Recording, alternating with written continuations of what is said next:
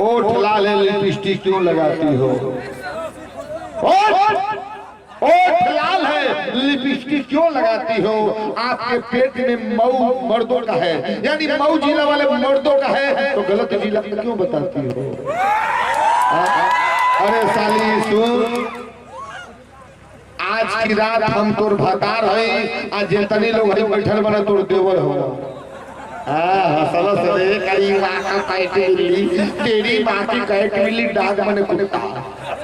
चाचा, ए चाचा, अरे वाह सुना, गेना ऐसन गाल गुलाबी भौरी ऐसन ना भी बा। चाचा समझो तोरे बात बा।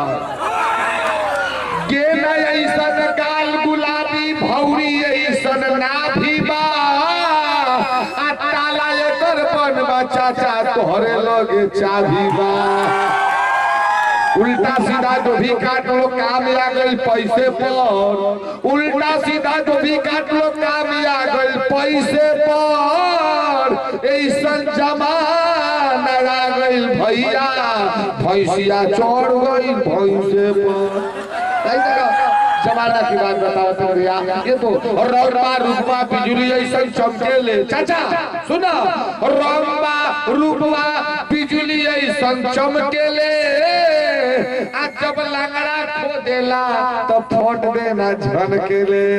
भाई कहेले आज नहीं, आज तू भतार हुआ, आज का माल देवरन कहा। तो भैया ये आज की रात ये हमार माल ना हो, हम भले भतार रही बाकी विदाउट टिकट।